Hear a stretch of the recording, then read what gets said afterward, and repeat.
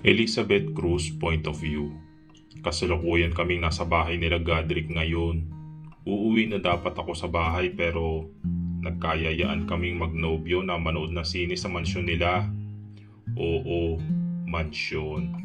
Dahil ang boyfriend ko ay galing sa mayamang angkan. Pero ganun pa man, never niyang ipinaramdam sa akin na magkaiba kami ng estado sa buhay. Hindi niya pinapakita sa akin na langit at lupa ang pagitan namin dahil sabi nga niya, mahal niya ako at wala nang mas importante pa roon. Napakaswerte ko kay Godric. Napakabait niya. May respeto sa tao, may takot sa Diyos at higit sa lahat ay ginagalang niya ako. Sa halos 6 na buwan naming pagiging magkasintahan ay hanggang mainit na halikan pa lamang ang namamagitan sa amin at siya mismo ang titigil kapag nagiging mapusok na kami. Hindi naman ako inosente. Aware ako na pareho kaming nasa tamang edad na para maranasan ang bagay na yon. Ngunit iginagalang ako ni Godric. Sa klase namin normal na lang ang mag-share ng experiences nila sa kama. Minsan pa nga natutokso na akong pa-baby raw dahil birhen pa ako samantalang sila ay 16 years old pa lamang daw ay bihasang bihasa na. Mula sa pagkakaupo namin sa sala ay tumayo si Godric at humiwalay sa pagkakaakbay sa akin. Maliligo lang ako, Beth. Pili ka na rin ang panonoorin natin ha. Magpapahanda na rin ako ng merienda kina Manang. Sige, anong genre ba ang gusto mo? Tanong ko sa kanya sabay abot ng remote. Tanging ang mga katulong lang nila ang kasama namin sa bahay dahil madalas wala ang daddy niya dahil sa business. Ang totoo niyan, minsan ko na siyang nakilala at halata akong disgusto niya sa akin. Bakit nga naman hindi? Kung ang nobya ng anak niya ay isang simpleng mamamayan at walang may pagmamalaking apelyido. Ikaw nang bahala, darling. Papanorin ko naman kung anong gusto mo. Malambing niyang tugon sabay kindat sa akin. Habang naglalakad siya, bakit sa malapad nilang hagda na carpet pa ang tatapakan. Pinigilan ko ang sarili kong matawa. Sige, huwag kang matatakot kapag horror ang pinili ko ha. Basta yayakapin mo ko. Dagdag tukso niya sabay tawa at tumakbo na paakyat sa kwarto niya. Ang totoo niya ay may sariling TV sa kwarto ni Godric. Ngunit siya mismo ang may ayaw na mapagsolo kami dahil baka hindi raw niya mapigilan ang sarili niya. Mabait man daw siya ngunit hindi siya santo. Kinikilig at napapailing na lang ako namili ng mapapanood naming dalawa. Ang hilig kong panoorin ay horror at mystery movie, habang siya naman ay hindi mahilig manood ng movies. Mas mahilig siya magbasa ng mga sci-fi books. Ika niya kasi konti lang ang sci-fi movies na maganda at may katuturan. Isa-isa kong binasa ang mga summary ng bawat movies at natigil isa sa title na Fractured. Mukhang maganda ang trailer at interesting ang summary. Merienda po, Ma'am Beth. Magalang na salubong ni Manang Puring. Kasunod ang mas batang katulong na may hawak na tray na naglalaman ng juice at cake. Ay, hello po. Maraming salamat po ha, Manang. Pakilapag na lang po. Nakangiti kong sabi sa mabait na kasambahin nila Godric, na sa pagkakaalam ko ay nagsilbi na ring yaya niya. Habang naghihintay na bumalik siya ay nagulat pa ako nang tumunog ang phone niya at nakita ko ang papa niya na tumatawag. Napakagatlabi ako at hinayaan itong mag-ring. Hindi naman kasi ako pakialamera at isa pa, natatakot ako sagutin ang tawag ng daddy niya. Makakahinga na sana ako ng maluwag nang tumigil ito pero muli itong nag-ring. Kaya naman kaagad ko nitong kinuha at tumakbo na paakyat sa kwarto niya. Kumatok muna ako ng marahan. Godric, tawag ko sa pangalan niya habang nakadikit ang tenga sa pinto. Ngunit ilang sandali pa ay walang sumasagot. Tumatawag ang daddy mo, Godric. Mas malakas kong dagdag at naghintay sabay muling katok. Nang wala pang marinig na sagot ay pumasok na ako nang Muling mag-ring ang cellphone sa ikatlong pagkakataon. Nagkagulatan pa kaming dalawa nang siya'y lumabas ng banyo na nakatapis lang ng tuwalya. Nanlaki ang mga mata ko at napatalikod bigla. Ay, sorry, tumatawag kasi ang daddy mo. Nauutal kong sabi sabay abot ng phone habang nakatalikod. At gusto ko namang batukan ang sarili ko dahil sa pagkautal. Ilang sandali pa'y narinig ko siyang napatawa ng mahina bago niya kinuha ang phone niya mula sa kamay ko. Thanks pet ha. Hello dad. Natigilan ako dahil naramdaman ko ang balat niya sa balat ko nang kinuha niya ang cellphone niya. Bakit ang bilis ng kabog ng puso ko? Bakit ba ako kinakabahan? Hindi naman namin first time na mag-holding hands. Tama siya. Delikado nga na magkasama kami sa kwarto na kaming dalawa lang. Kaya kailangan ko nang lumabas. Akmang lalabas na ako nang may pumigil sa kamay ko. At napalingon ako bigla sa kanya. Nakita ko siyang nakatingin sa akin ng mariin habang nakikipag-usap sa telepono. At lalong bumilis ang kabog ng puso ko. Ayaw man ang isipan ko ay kusa namang bumaba ang tingin ko sa katawan niya.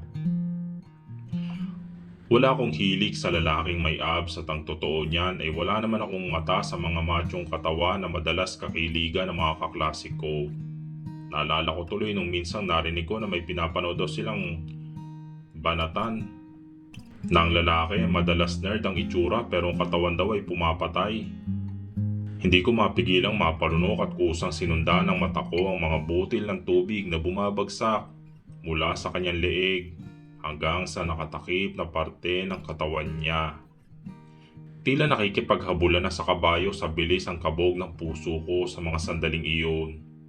Ilang beses ko naman naramdaman ang katawan niya sa tuwing lalalim ang halikan naming dalawa. Ngunit sa tuwing na naman ay nakokontrol namin ang isa't isa. Pero ano to? Ano ang kakaiba sa sandaling ito? At bakit ganyan siya makatingin sa akin? Bakit parang gusto na niya akong sunggaban? Napanganga na lamang ako nang bumaba pa ang tingin ko at mapansing tila may nakaumbok sa kanyang harapan. Dahilan upang umangat ang tuwalya. Bakit may multo? Yes dad, I'll see you tomorrow. Nakita ko kung paano niyang ihagis ang cellphone niya sa kama at pinanood ko kung ilang beses itong tumalbog. Mabilis ako napatingin mula sa kanya nang ibahin niya ang paraan ng pagkakahawak sa kamay ko bago ito iginiya pahawak sa dibdib. Alam mo ba kung anong ginagawa ko sa loob ng banyo, darling? Paos ang tinig niyang tanong habang iginigiya ang kamay ko pahaplos sa kanyang katawan. Ano? Utal kong tanong sabay tingin sa mga mata niyang nakakapaso ang titig sa akin. I was thinking about us, and no, it's not romantic. It's more than that. God will hate me for it if you hear it. Biglang nahiya niyang sabi sabay bitaw sa kamay ko tumalikod na. I'm sorry Beth, balik ka na sa baba, magbibihis lang ako. Pinanood ko siyang humakbang at napakagat sa labi. Hindi naman ako tanga at manhid. Alam ko ang ginagawa niya sa banyo. Mataman ko itong marinig sa mga kaklase ko. Alam ko ang ginagawa mo. Bulalas ko dahil para matigil siya sa paglapit sa cabinet niya. Bigla siyang napalingon sa akin. At hindi ako tututol sa gusto mo dahil may tiwala ako sa iyo, babe. Natigilan siya at nanlaki ang mga mata. Bago unti-unting napangiti at ilang sandali pa ay inilang hakbang niya ang pagitan namin. Niyakap niya ang mga braso sa baywang ko at inangkin ang aking mga labi upang pagsaluhan ng mapusok na halik. Kakaiba ito sa mga halik na pinagsaluhan na namin noon.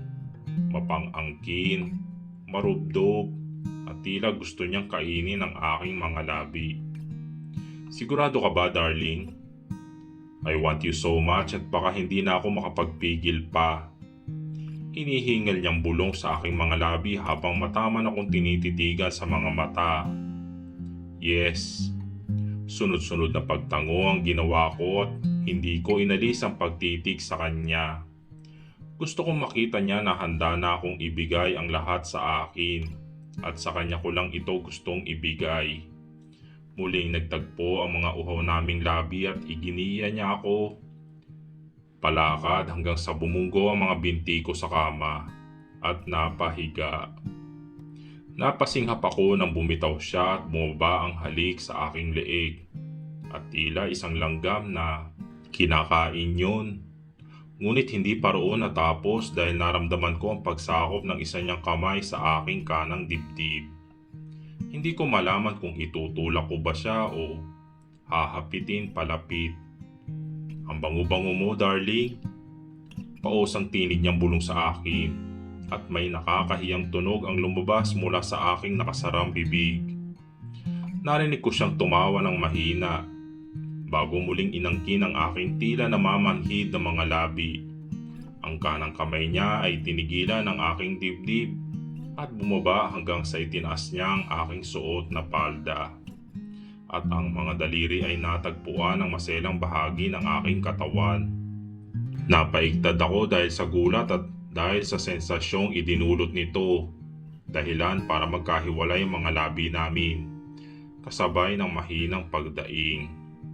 Impit akong napaungol at kaagad na napatutop sa bibig nang simulan niyang igalaw ang mga daliri. Let it out, Beth. My room is soundproof. Huwag kang mag-alala. Pilyo niya sabi, ngunit napailing ako.